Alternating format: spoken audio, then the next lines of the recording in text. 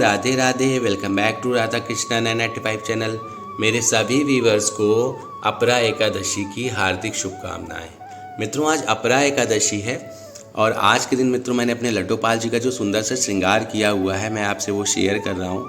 मित्रों, आप सभी जानते हैं कि भगवान विष्णु को और भगवान कृष्ण को एकादशी तिथि सबसे ज़्यादा प्रिय है। मित्रों, एकादशी तिथि को पाप नाशनी माना जाता है।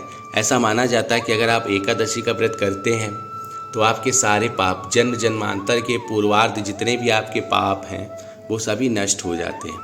लेकिन मित्रों, एकादशी करने की विधि होती है, एकादशी का व्रत किस तरह किया जाता है इसकी चर्चा भी मैं आपसे करूँगा। तो मित्रों, हम लोग जो जेठ मास में कृष्ण पक्ष की एकादशी को मनाते हैं उसको अपरा एकादशी कहा जाता है।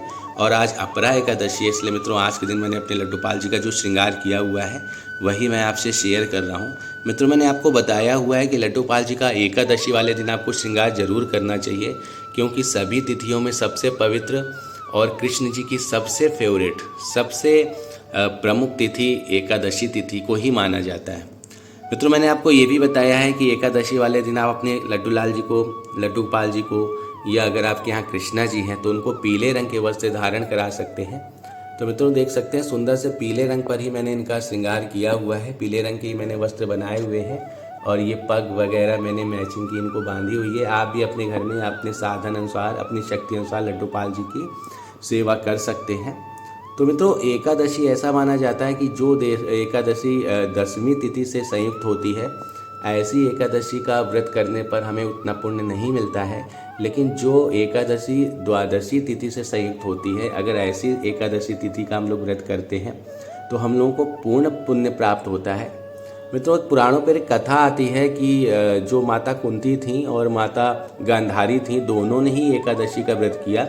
लेकिन गांधारी माँ के जो 100 पुत्र थे, जिनको हम लोग कौरव बोलते हैं, सभी की युद्ध में मृत्यु हो गई थी, जबकि पांडव सुरक्षित बच गए थे। जब माता गांधारी ने भगवान कृष्ण से ये पूछा कि प्रभु, मैंने भी एकादशी की व्रत किया, पूरी तिथि का पूरी तरह से पालन किया, नियम किया, व्रत किया, लेकिन फिर भी मेरे सारे पुत्र नष्ट कैसे हो गए?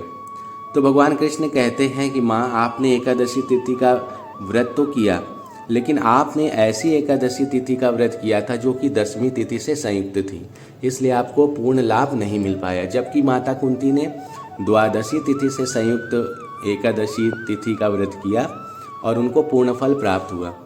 तो मित्रों, आप जब भी एकादशी करते हैं तो इसका ज़रूर ध्यान रखें कि आप किस दिन एकादशी का पालन कर रहे हैं, किस दिन एकादशी का व्रत रख रहे हैं और उसका पारण कब कर रहे हैं। मित्रों, एकादशी का इतना महात्म है कि जितना कहा जाए उतना ही कम है। इसलिए एकादशी वाले दिन हम लोगों को व्रत अगर हो सके तो करना चाहिए, अन्य से दूर रहना चाहिए। और मित्रों, एकादशी का व्रत हम लोगों को मन, कर्म और वचन तीनों से रखना चाहिए। मन का मतलब ये है कि हम बाहरी रूप से तो व्रत रख रहे हैं, लेकिन हमारा मन अशुद्ध है, हमारे मन में दोष भरा हुआ है, तो ऐसी तिथि का मित्रों हम लोगों को लाभ नहीं मिलता है, भगवान उससे प्रसन्न भी नहीं होते हैं। इसी तरह से कर्म का मतलब है मित्रों कि जिस नियम से हम लोगों को एकादशी का पालन करना चाहिए, जैसे अन्न नहीं ग्रहण करना चाहिए, भगवान पे पूर्ण मन लगाना चाहिए, और इसी तरह वचन, वाणी से हम लोगों को भगवान का जाप करना चाहिए, हरे कृष्ण मंत्र का जाप करते रहना चाहिए। तो इस तरह से मित्रों हम लोग एकादशी का व्रत अगर करेंगे तो हम लोगों को पूर्ण फल एकादशी का अवश्य प्राप्त होगा।